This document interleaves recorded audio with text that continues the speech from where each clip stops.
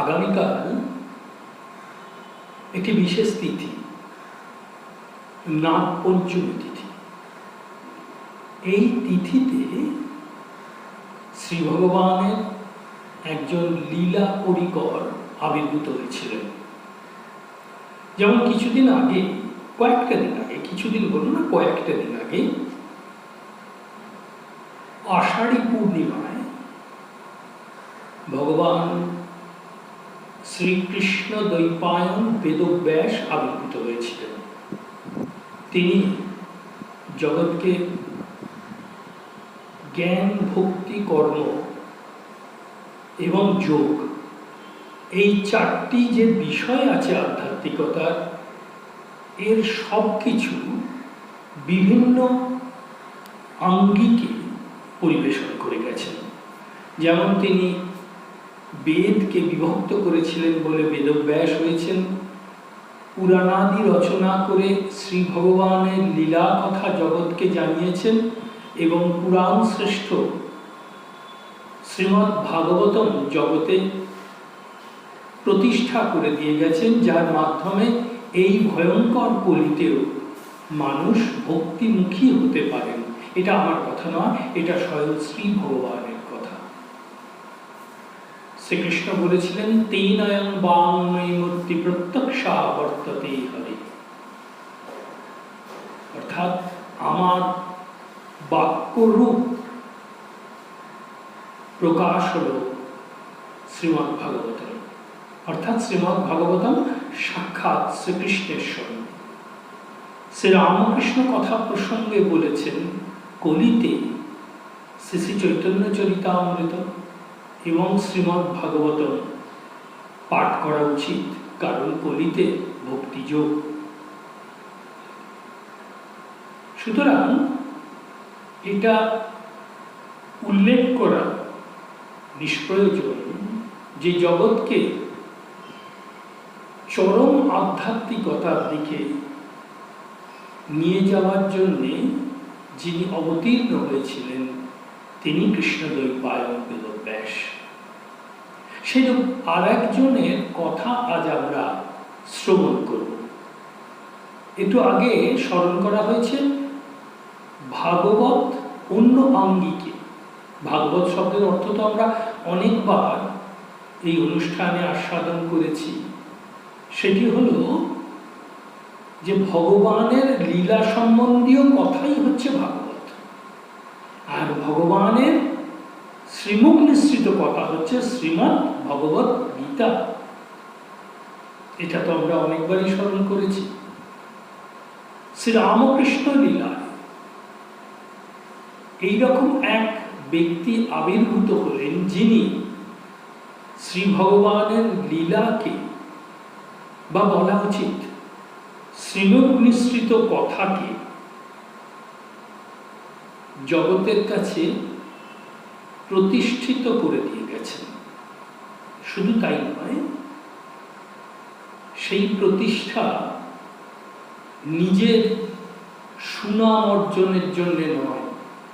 যেমন বেদব্যাস বিভিন্ন পুরাণাদি রচনা করেছিলেন বা বিভিন্ন পুঁথি রচনা করেছিলেন, শাস্ত্র রচনা করেছিলেন সুনাম অর্জনের জন্য নয়, ঠিক তেমনি মহেন্দ্রনাথ গুপ্ত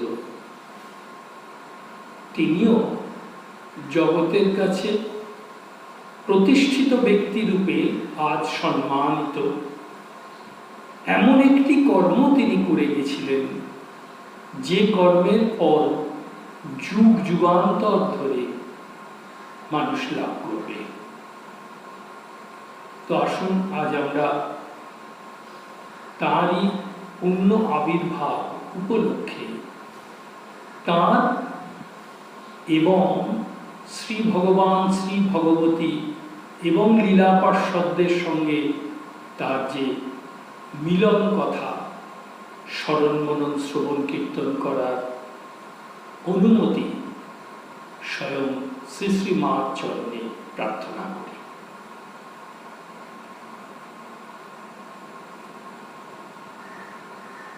ওই ইতিহাসে একটু বার, দিন, তিথি এসব থাকে।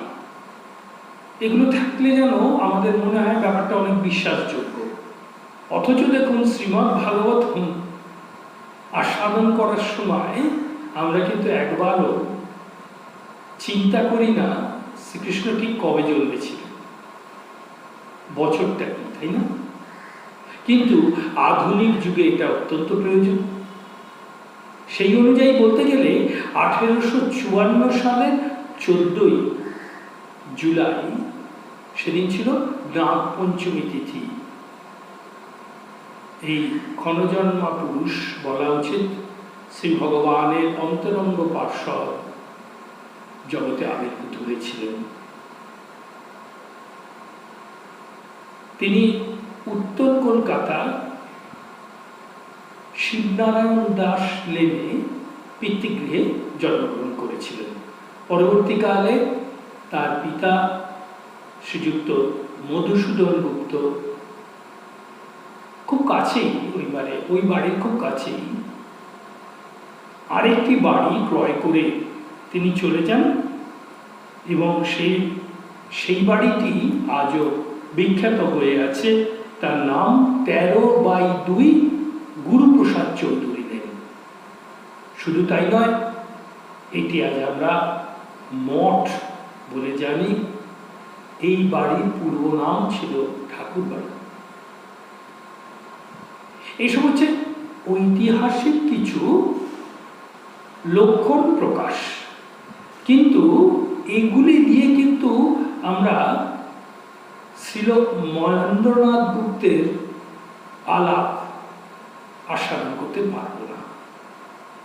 মহেন্দ্রনাথ গুপ্ত, যিনি কিনা শ্রীম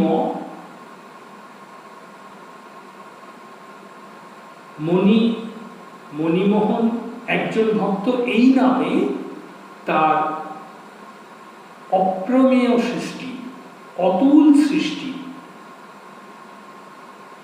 অপ্রশংসিত সৃষ্টি, প্রশংসা করা যায় না যার,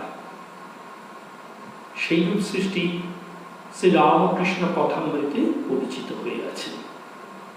ছেলেবেলা থেকেই এই মহেন্দ্রনাথ গুপ্ত অত্যন্ত মেধাবী ছাত্র ছিলেন, এবং যতগুলি পরীক্ষায় তিনি পাশ করেন, বিয়ে পরীক্ষা অবধি, প্রত্যেকটাতেই সম্মানের সঙ্গে স্থান অধিকার করেছিলেন।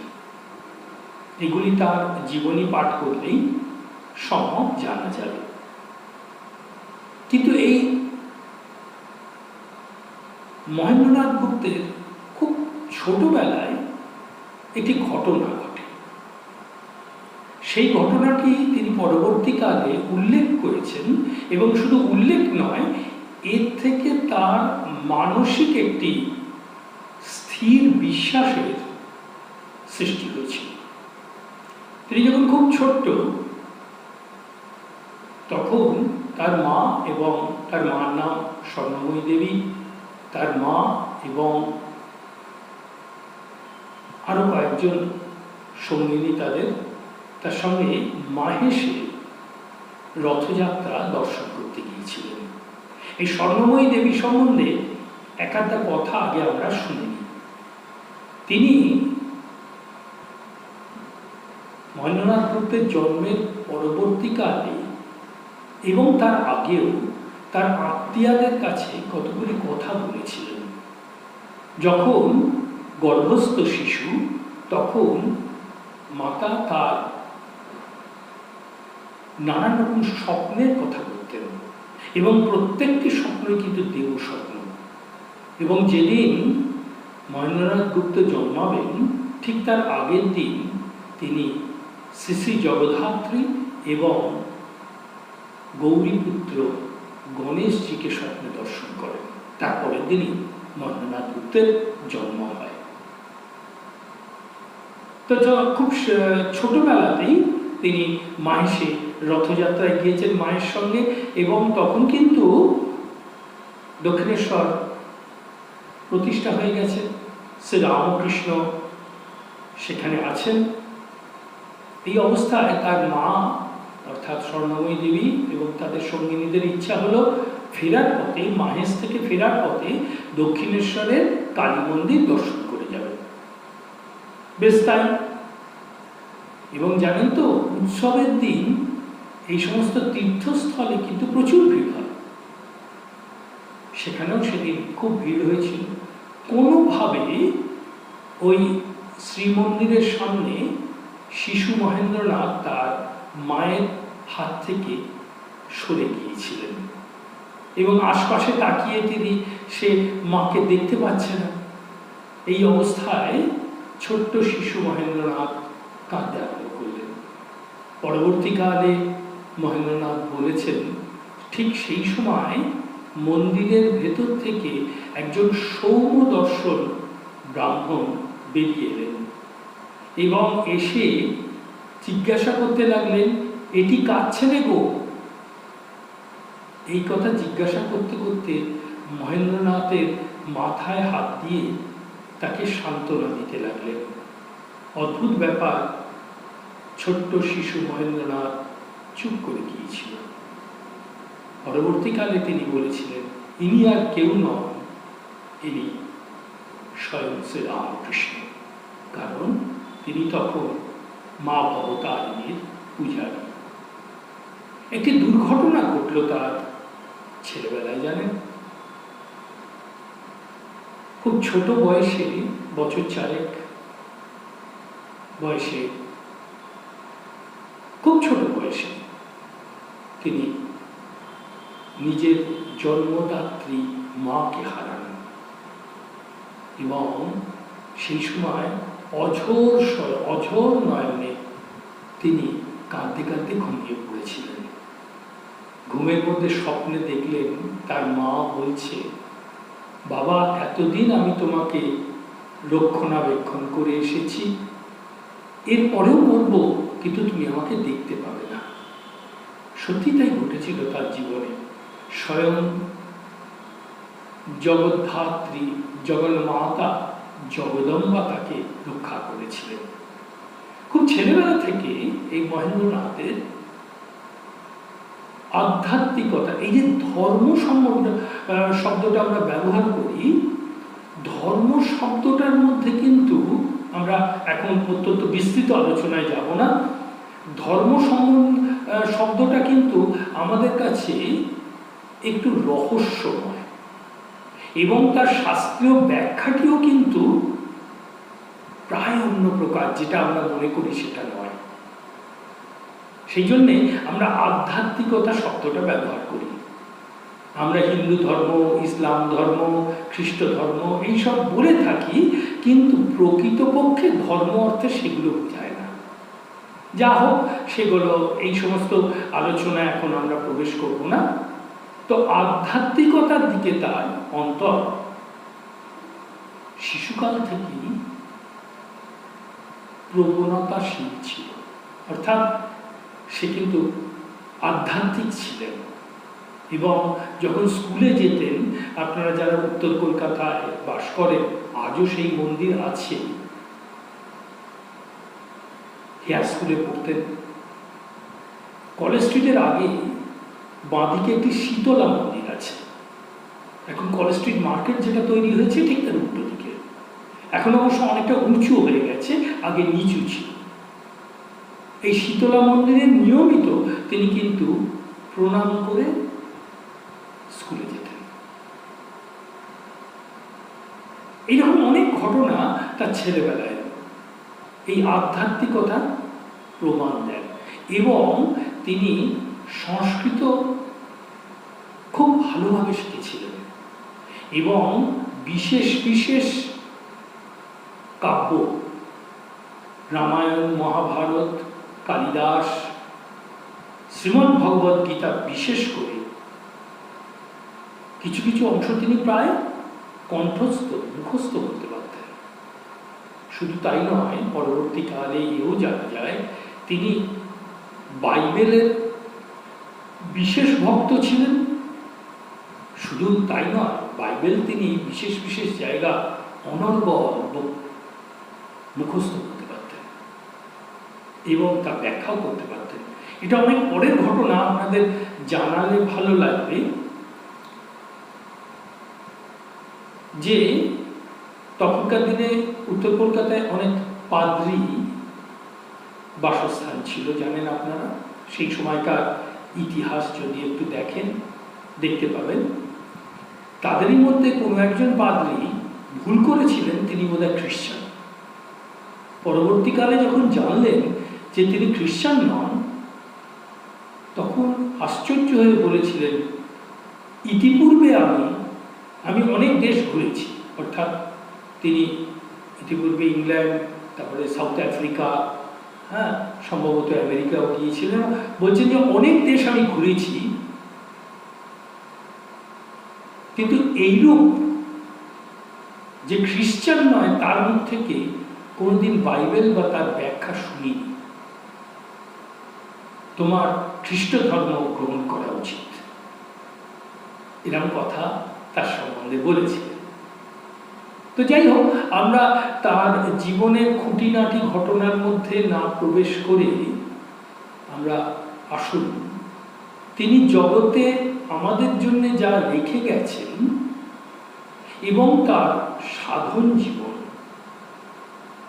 সেটা সম্বন্ধে একটু আলাপ শ্রবণ করি। তিনি যখন কলেজে পড়ছেন সেই সময়তেই তার বিবাহ হয়, এবং বিবাহ হয়েছিল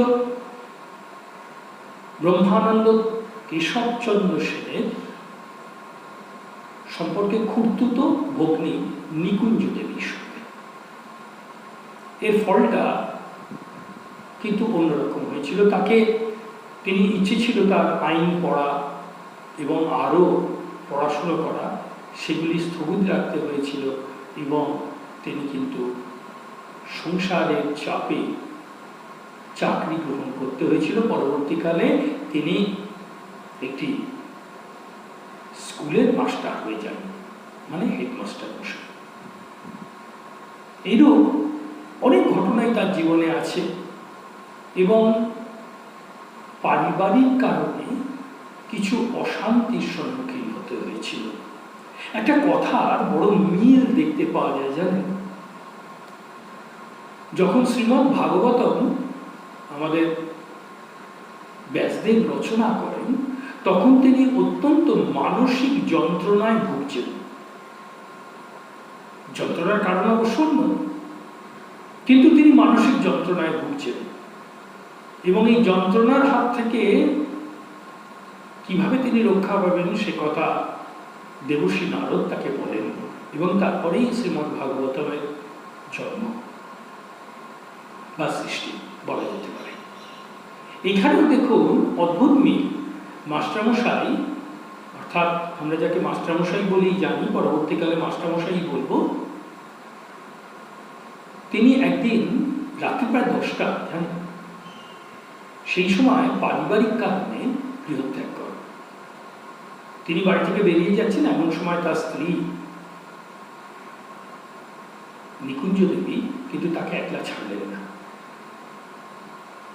সকলে মিলে ওই অত রাত্রিরে, তখনকার দিনে কলকাতায় এখনকার রাত্রি 10টা নয়, তিনি গৃহত্যাগ করলেন নানা পারিবারিক কারণে, এবং শ্যামবাজারে এলেন।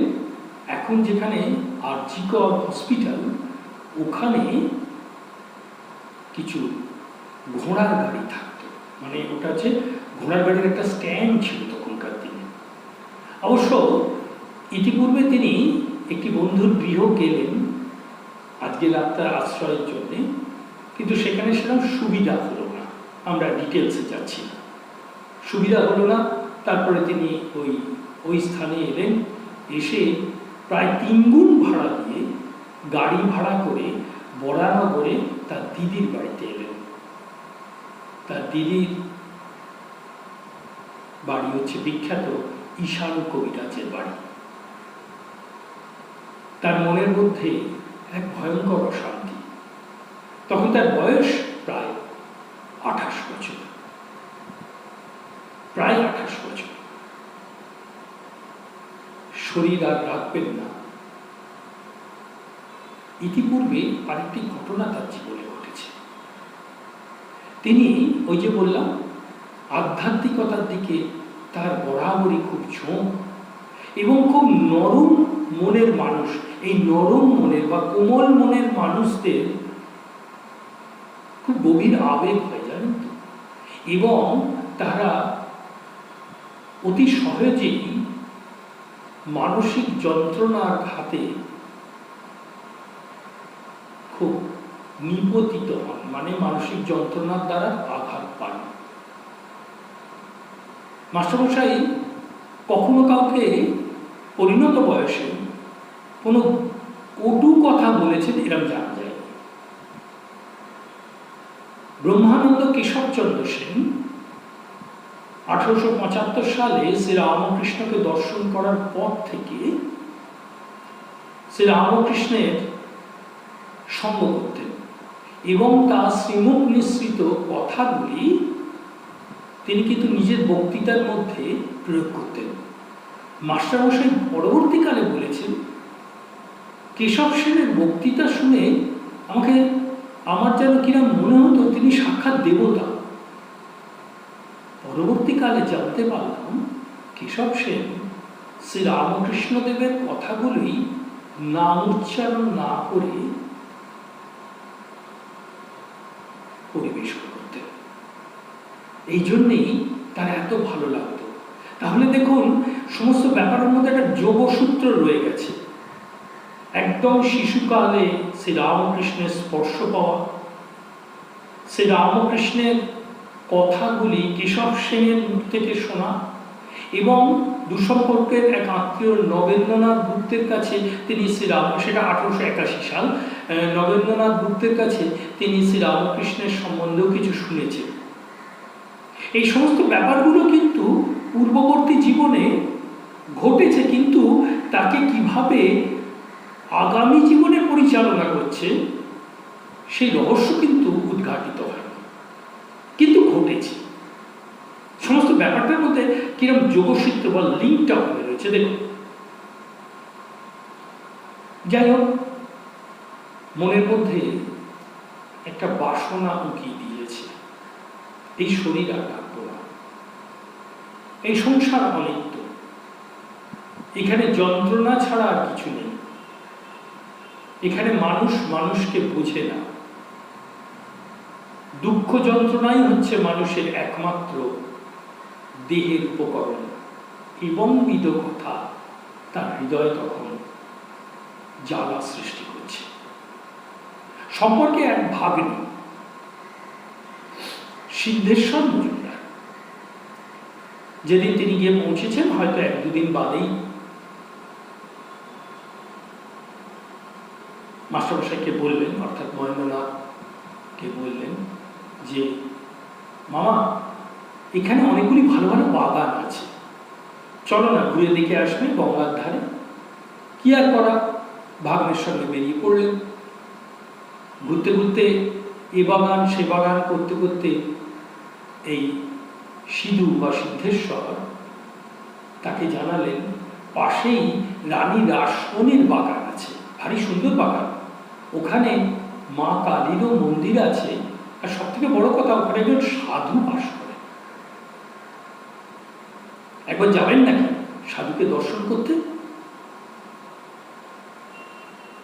ভালো কথা, একবার সাধু দর্শনই করা যাক। বেশ, তাই হলো। ওই বাগানে ঢোকার পরে সরাসরি তারা শ্রীরামকৃষ্ণের ঘরে এসে পৌঁছলেন। দেখছেন শ্রীরামকৃষ্ণ ছোট খাটটিতে বসে আছেন, আর এক ঘর ভর্তি লোক। এইটি দেখার সঙ্গে সঙ্গে মহেন্দ্রনাথের অন্তরে, যা তিনি লিপিবদ্ধ করে গেছেন, মহেন্দ্রনাথের অন্তরে যুগপৎ দুটি অনুভূতি সৃষ্টি হল। একটা কথা বলে রাখা প্রয়োজন, শ্রীরামকৃষ্ণের কাহিনী দিয়েই কথাটা বলা উচিত। মানুষ সংস্কারবদ্ধ জীব। এই সংস্কার কিন্তু আমরা অত্যন্ত ভয়ঙ্কর বস্তু জানি, শুধু তাই নয়, ভয়ঙ্কর নয়, এই সংস্কার কিন্তু দৈবী সংস্কারও হয়।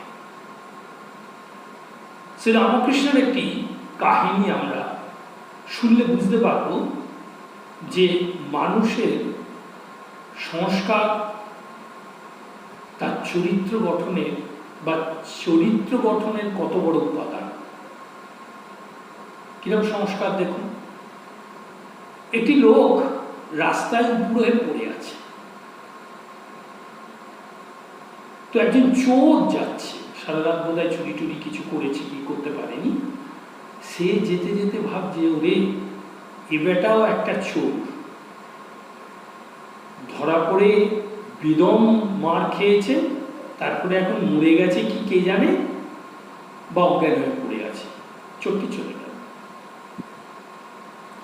এবার একজন মাতাল যাচ্ছে, সে তাকে দেখে ভাবছে দেখো বাপু, আমি সারা রাত নেশা করলুম, তবুও আমি টলতে টলতে বাড়ি চলেছি, কিন্তু এ বেটা এমনই নেশা করেছে যে আর বাড়ি যাওয়ার কোনো উপায় নেই, রাস্তাতেই মুখ থুকে পড়েছে, মাতাল চোরটা।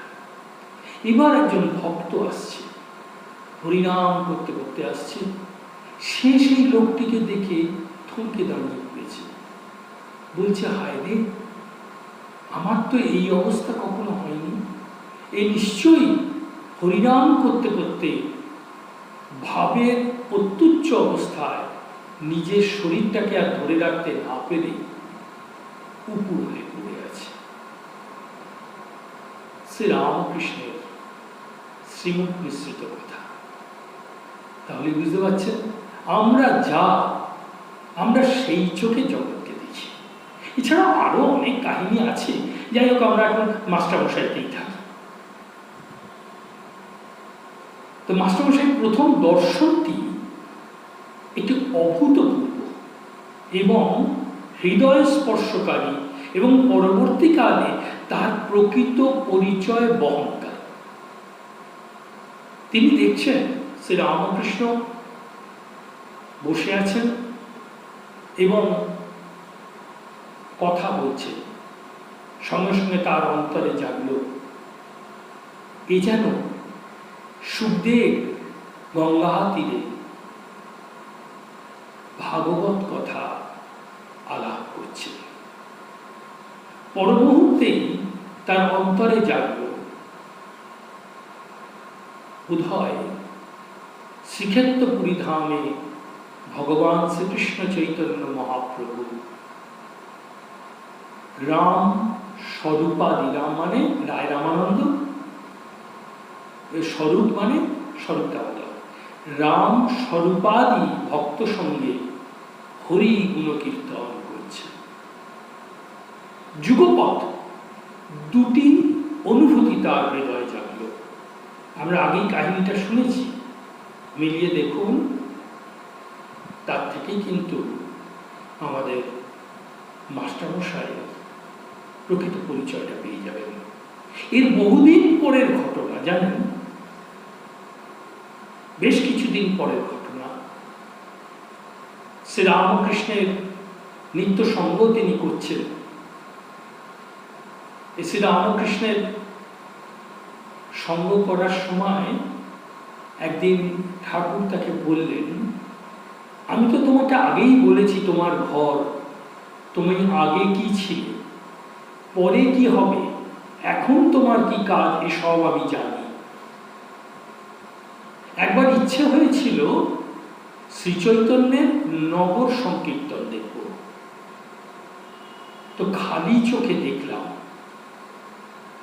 সেই পশ্চিম দিক থেকে, মানে পঞ্চবটির দিক থেকে বিশাল উত্তাল ঢেউয়ের মতো হরিনাম সংকীর্তন করতে করতে শ্রী চৈতন্য, নিত্যানন্দ, অদ্বৈত এরা সব এগিয়ে আসছেন এবং তারা ওই মূল ফটকের দিকে চলে যাচ্ছে। সেই নগর সংকীর্তন, শ্রী চৈতন্যদেবের নগর সংকীর্তন দর্শন করার সময় দুজনকে আমি দেখেছিলাম সেই সংকীর্তন দলে, তাদের মুখটা আমার মনে আছে। তার মধ্যে একজন তুমি আর একজন বলরাম বসু। সুতরাং এর থেকেই পরিচয় পাওয়া যায় যে মাস্টারমশায়ের প্রকৃত সত্তা কি। যাই হোক, আমরা আবার প্রথম দর্শনে ফিরি। তিনি ওই দর্শন করার পরে ভাবলেন যে কোন জায়গায় এসছি এটা একটু ঘুরে দেখা দরকার, একটু ঘুরে দেখি কোথায় এসেছি, কোন সে মন্দির। ঠিক সেই সময় আরতি শুরু হলো। তিনি মায়ের মন্দিরে গিয়ে আরতি ইত্যাদি দর্শন করলেন, রাধাকৃষ্ণের মন্দির, 12টি শিবের মন্দির, এসব দর্শন করে আবার ফিরেছেন। দেখছেন তখন ঘরের দরজা বন্ধ এবং ধুনো দেওয়া হয়েছে। সামনে একটি পরিচারিকা দাঁড়িয়ে আছে। পরবর্তীকালে বলছেন বৃন্দেছি, বৃন্দেছি। কাকে জিজ্ঞেস করলেন? তিনি তো ইংরেজি শেখা মানুষ, আদব কায়দা একটু বেশি মানে। একটা দরজা বন্ধ, সেটাকে চট করে ঠেলে ঢুকে পড়বে না এমন নয় আর কি। তো বৃন্দেজিকে জিজ্ঞেস করলেন যে ভেতরে কি সাধুটি আছে? বলছে হ্যাঁ আছে, তুমি যাও না বাবা। আবার প্রশ্ন করলেন উনি কি খুব পড়াশোনা করেছেন? বৃন্দের উত্তর, ও সব মুখে মুখে কথা বলে। তিনি গিয়ে ভেতরে বসলেন, হাত জোড় করে নমস্কার করলেন। শ্রীরামকৃষ্ণ সেদিন পরবর্তীকালে মাস্টারমশাই বলছেন তখন ভাব সমাধিতে রয়েছে, খুব বেশি একটা কথা বলতে পারছেন না। প্রাথমিক প্রশ্ন কোত্থেকে আসছো, কার বাড়িতে থাকো ইত্যাদি হলো, এবং মাঝে মাঝেই কিন্তু স্তব্ধ হয়ে যাচ্ছেন। মাস্টারমশাই পরবর্তীকালে বলছেন তখন তো আর জানতাম না একে ভাব বলে, তাই অন্যমনস্ক হয়ে যাচ্ছেন। তো তিনি সেদিনকে নমস্কার করে ফিরে এলেন। এরপরে তিনি একদিন সকালবেলা গেলেন শ্রীরামকৃষ্ণের কাছে। শ্রীরামকৃষ্ণ তখন উত্তরের বারান্দায় বসে ক্ষৌরকর্ম করছে, তার বর্ণনা আছে। এবং তিনি বসে যে ক্ষৌরকর্ম করছেন, তিনি হাত জোড় করে নমস্কার করলেন। নমস্কার করে বললেন বসো, তুমিই তো এসেছিলে না? বলছে হ্যাঁ। এবার শ্রীরামকৃষ্ণের সঙ্গে নানান কথা আরম্ভ হলো। এই কথাগুলিতে সব আপনারা কথা বলতে পাবেন। একটু আভ্যন্তরীণ তত্ত্ব আসুন আমরা আস্বাদন করি। এই যে মনুষ্য শরীর, এই মনুষ্য শরীর কিন্তু শ্রী ভগবানের আশ্রয়। আমরা শাস্ত্রেও শুনেছি এবং শ্রী রামকৃষ্ণ এটি প্রমাণ করে দেখিয়েও গেছেন। শ্রী শ্রী মাও বিশেষ করে প্রমাণ করে দেখিয়ে গেছেন এবং সেটি কার্যে পরিণত করেছেন স্বামী বিবেকানন্দ। যাই হোক, সে আলোচনায় যাচ্ছি না। তাহলে যদি তিনি সত্যি আমাদের হৃদয়ে থাকেন, তাহলে আমরা তাকে দেখতে পাই না কেন? কেন তাকে লাভ করতে পারি না? শাস্ত্র বলছেন এর কারণ হচ্ছে অভিমান, অহংকার। অহংকারটিকে সরিয়ে নিলেই কিন্তু আপনি শ্রী ভগবানের স্বরূপ দর্শন করতে পারবেন। এটি শ্রী রামকৃষ্ণ ভারী সুন্দরভাবে বুঝিয়ে দিয়েছেন। কিরকম জানেন? শ্রী রামকৃষ্ণ একদিন সবাই বসে আছেন, মাস্টারমশাই দিচ্ছেন কথা বলতে, একটা গামছা দিয়ে নিজের মুখটা ঢেকে রেখেছে। ঢেকে বলছেন তোমরা কি আমায় দেখতে পাচ্ছ? সবাই বললেন না, আমরা দেখতে পাচ্ছি না। কেন বলতো? ওই যে গামছার আড়াল রয়েছে। ঠিক এইরকম অহংকারের আড়াল আছে বলে এত কাছে আছেন তিনি, তবু আমরা তাকে দেখতে পাচ্ছি না। শ্রী রামকৃষ্ণ প্রথম দর্শনেই তো জেনে গিয়েছিলেন মাস্টারমশাই অর্থাৎ মহেন্দ্রনাথ গুপ্ত কি, এ বিষয়ে তো কোনো সন্দেহ নেই। তাই তিনি দ্বিতীয় দর্শনেই মাস্টারমশাইকে তৈরি করে নিলেন। পরের পর তার অহংকার বিনষ্ট করতে লাগলেন। একটা প্রশ্ন করেছিলেন, তোমার স্ত্রী কেমন, বিদ্যাশক্তি না অবিদ্যাশক্তি? মাস্টারমশাই উত্তর দিলেন, বিদ্যাশক্তি অবিদ্যাশক্তি মাস্টারমশাই কিন্তু বুঝতে পারেন। মাস্টারমশাই উত্তর দিলেন, ভালো কিন্তু অজ্ঞান। সঙ্গে সঙ্গে শ্রী রামকৃষ্ণ উত্তর দিলেন, আর তুমি বুঝি জ্ঞানী? স্তব্ধ মাস্টারমশাই। মাস্টারমশাই জানতেন না জ্ঞান শব্দের অর্থ কি। সত্যি কথা বলতে গেলে কি, এই শব্দটার অর্থ আমরা কতিপয় ব্যক্তি জানি, মানে আমাদের মতো সাধারণ মানুষ তো জানেই না, কতিপয় মানুষ জানে। জ্ঞান শব্দের কথা যদি ব্যাখ্যা করতে হয় তাহলে বিভিন্ন শাস্ত্র থেকে বিভিন্ন শ্লোক উদ্ধৃতি করবেন, বিশেষ করে শ্রীমদ্ ভগবদ গীতা।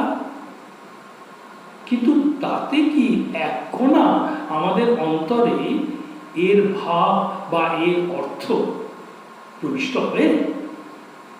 মনে হয় না, হয় না। কারণ বহু সাধন ভজন না করলে ওগুলি আস্বাদন করা যায় না। শ্রী রামকৃষ্ণ এক কথায় বুঝিয়ে দিলেন জ্ঞান শব্দের অর্থ কি। বলছেন, জ্ঞান শব্দের অর্থ কি জানো? ঈশ্বরকে বোধে বোধ করা, তাকে বলে জ্ঞান। ঈশ্বরকে বোধে বোধ করা, তার নাম জ্ঞান। আর সব জ্ঞান। মাস্টারমশাই শাস্ত্র পড়েছেন, মাস্টারমশাই বিদেশি দর্শন পড়েছেন, কিন্তু জ্ঞান শব্দের এই ব্যাখ্যা কিন্তু ইতিপূর্বে তিনি কখনো শোনেননি। তার অহংকার চূর্ণ হতে লাগে। শেষ পর্যন্ত তার অহংকার শেষ হয়ে গিয়েছিল আরেকটি আলোচনার মাধ্যমে। শ্রী রামকৃষ্ণ জিজ্ঞাসা করলেন, তোমার কিসে বিশ্বাস, নিরাকার না সাকার? মাস্টারমশাই তো তখন কেশব সেনের সঙ্গে খুবই আলাপ রয়েছে, কেশব সেনের বক্তৃতা ইত্যাদি শুনছেন, সুতরাং নিরাকারের প্রতি তার ঝোঁক। এই সময় শ্রী রামকৃষ্ণের মুখে তিনি অপূর্ব একটি কথা শুনলেন। বলছেন, তা বেশ, কিন্তু এটা যেন ভেবো না নিরাকার সত্য সাকার সত্য নয়, সাকারও সত্য। এই প্রথম মাস্টারমশাই শুনছেন যে নিরাকার এবং সাকার দুটি বিপরীত ভাব একই সঙ্গে সত্য। এরপরে তিনি একটু তর্ক করতে লাগলেন শ্রী রামকৃষ্ণের সঙ্গে। শ্রী রামকৃষ্ণ বললেন, ওই কলকাতার লোকেদের এক দোষ, খালি বুঝিয়ে দাও। নিজেকে কে বোঝায় তার নেই ঠিক বাপু, তুমি চললে অন্য লোককে বোঝাতে, আগে নিজে বোঝো। মাস্টারমশাইয়ের অহংকার চিরকালের মধ্যে বিধ্বস্ত, ধ্বংসপ্রাপ্ত হল।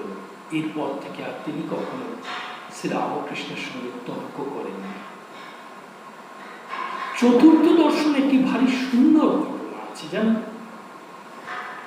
সেদিন নরেন্দ্রনাথের সঙ্গে শ্রী রামকৃষ্ণের এই মাস্টারমশাই পরিচয় করিয়ে দিলেন শ্রী রামকৃষ্ণ নরেন্দ্রনাথের সঙ্গে।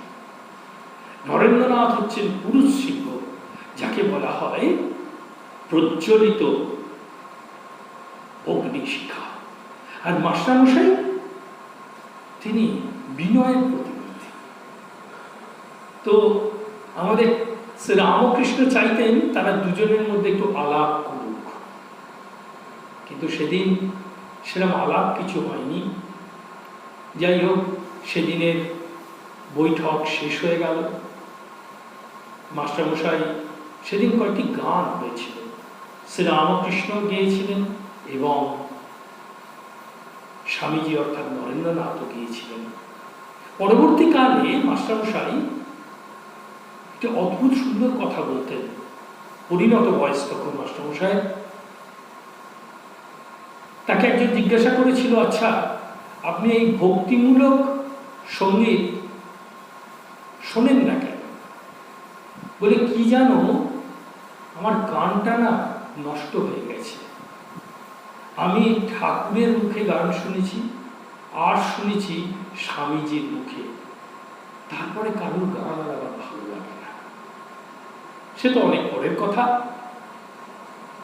তো মাস্টারমশাই শ্রী রামকৃষ্ণকে জিজ্ঞাসা করলেন, আজ কি গান হবে? বললেন, না, আজ আর গান হবে না। তা তুমি এক কাজ করো না, তুমি বলরামের বাড়িতে এসো। বলরামকে চেনো? বাগবাজারের বোসপাড়ায় থাকে। বলছে, না, চিনি না, আমি জেনে নেব। বলে, বেশ, এসো। কিন্তু মাস্টারমশাই এতদিনে কিন্তু চতুর্থ দর্শন, মাস্টারমশাই কিন্তু ভূমিষ্ঠ হয়ে প্রণাম করতে শুরু করেছেন, যেমন। তো যাই হোক, মাস্টারমশাই ফিরে যাচ্ছে, কিন্তু মনটা পড়ে রয়েছে শ্রী রামকৃষ্ণের চরণে। গেটের কাজ অব্দি গেছেন, মানে ওই ফটকের কাজ অব্দি গেছেন। হঠাৎ মনে হলো, তিনি তো বললেন যাও, কিন্তু বড় মানুষের বাড়ি ঢুকতে দেয় কি না দেয়, বরঞ্চ এইখানে এসেই ওনাকে দর্শন করব, এই কথা বলার জন্যে তিনি শ্রী রামকৃষ্ণের কাছে ফিরেছেন। দেখছেন ঘরে তিনি নেই। খোঁজ করতে করতে মন্দিরের সামনে যে নাট মন্দির আছে, মানে ভবতারিণীর মন্দিরের সামনে যে নাট মন্দির, সেই নাট মন্দিরে শ্রী রামকৃষ্ণ পদচারণা করছেন। অপূর্ব বর্ণনা কথাগুলিতে আছে। বলছেন, সিংহ যেমন বনমধ্যে একাকী পদচারণা করেন,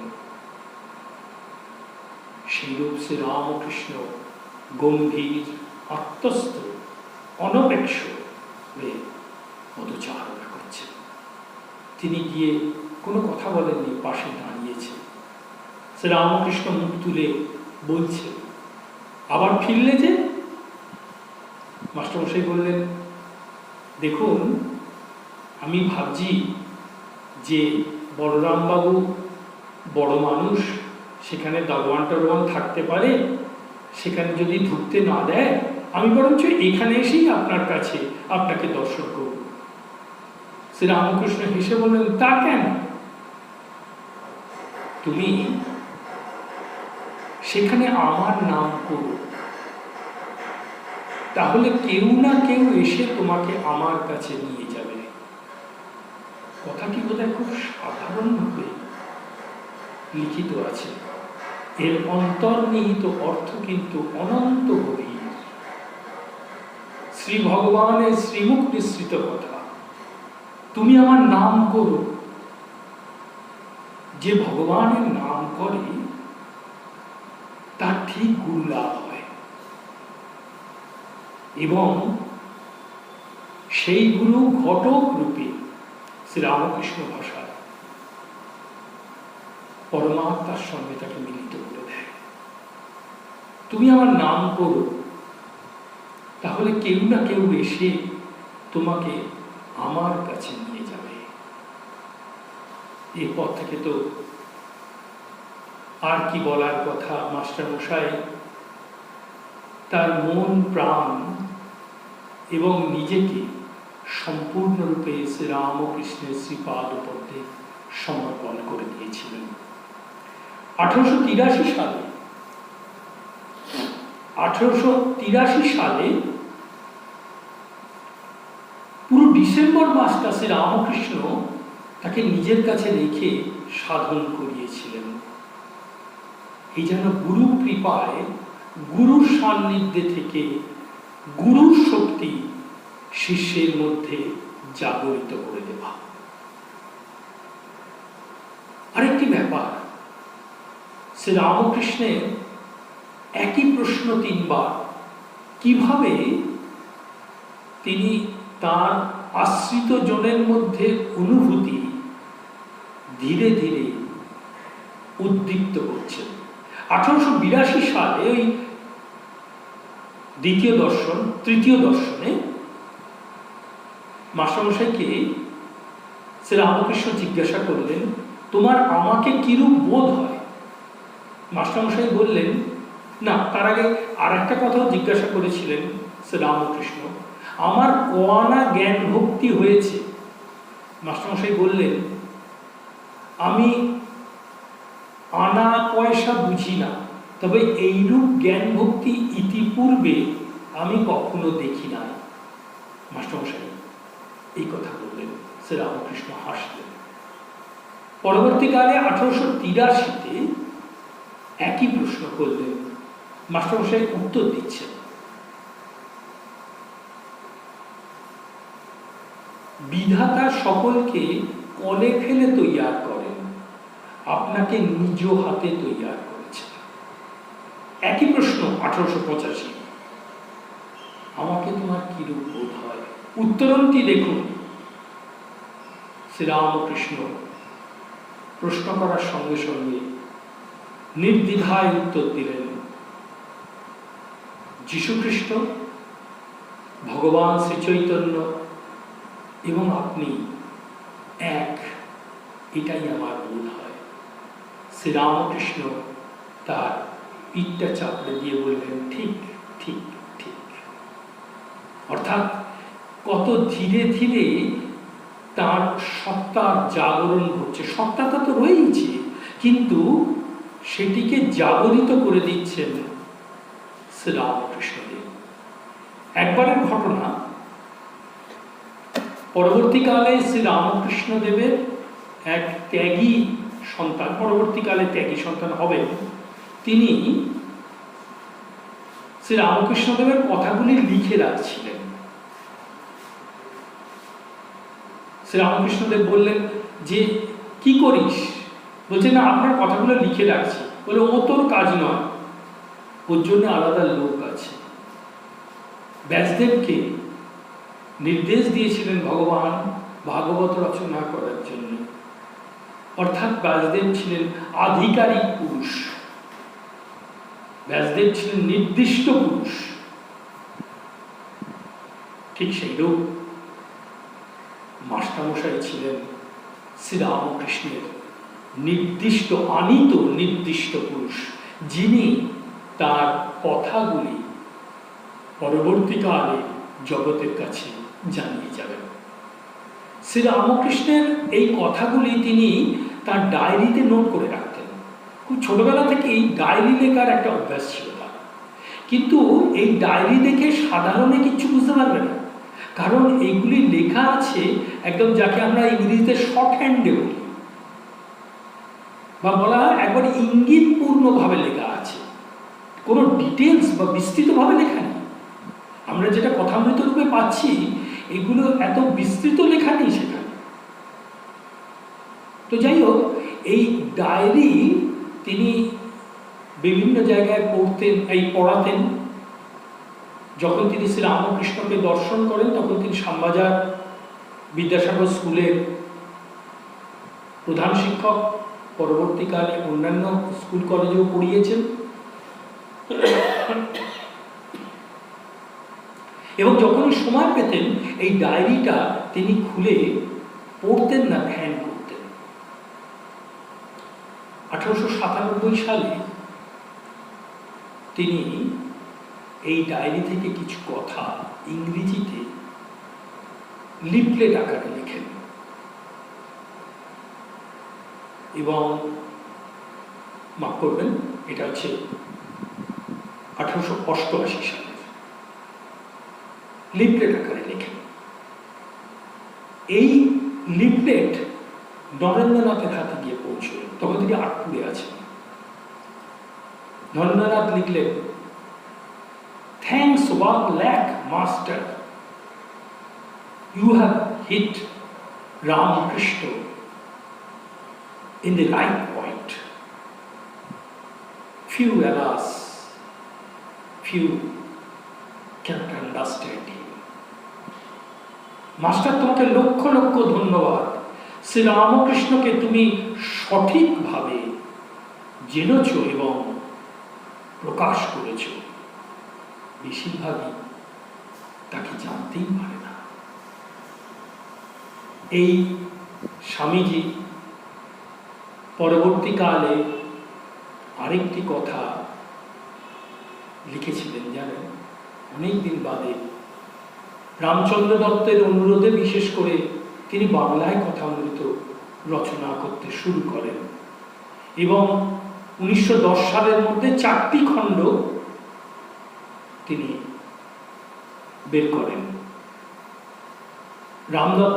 রামচন্দ্র দত্ত মাস্টারমশাইকে বলেছিলেন যে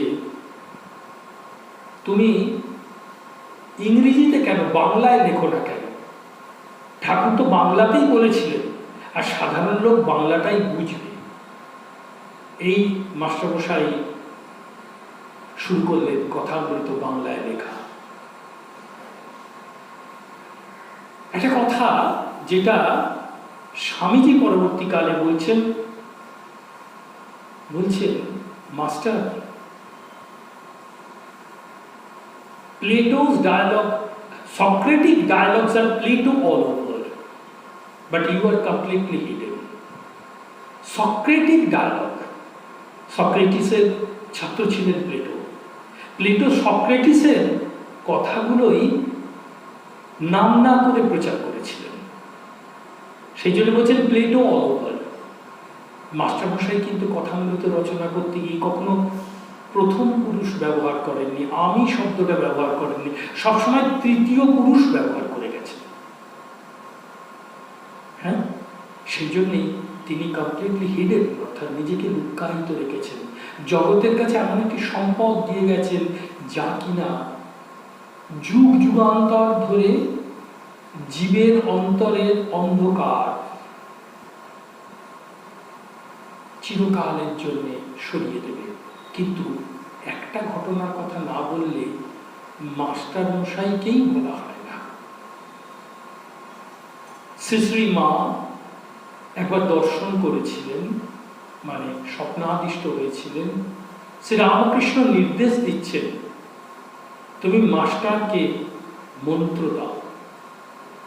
মা যেন ভাবতে লাগলেন, সে কি, ঠাকুর কি কিছু দিয়ে যাননি?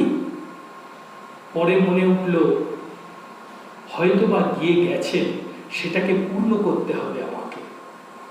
শ্রী মা মাস্টারমশাই তার স্ত্রী নিকুঞ্জ দেবী এবং তার আনিত অনেককে পরবর্তীকালে দীক্ষা দিয়েছেন। মাস্টার কিন্তু মায়ের চরণাশ্রিত ছিলেন। মাকে তিনি কথামৃত শ্রবণ করাতেন। মা পরবর্তীকালে চিঠিতে লিখেছেন, ঠাকুর এইসব কথাগুলি তোমার কাছে গচ্ছিত রেখে গেছে জীবের মঙ্গল হবে বলে। তুমি এগুলিকে প্রকাশ করিও। তুমি যখন কথামৃত পাঠ করছিলে তখন মনে হচ্ছিল ঠাকুর স্বয়ং এই কথাগুলি বলছে। মাস্টারমশাইয়ের শুভ আবির্ভাব তিথি। শ্রী মা, শ্রী রামকৃষ্ণদেব, স্বামীজি এবং অন্যান্য পার্শ্বদের সঙ্গে আরেকজন এসেছিলেন জগৎকে কলির ভাগবত শোনানোর জন্য। তিনি যে নির্দিষ্ট পুরুষ, ঠাকুর নিজেই বলে গেছেন, তুমি কে আমি জানি, তোমার অতীত তোমার ভবিষ্যৎ সব আমি জানি।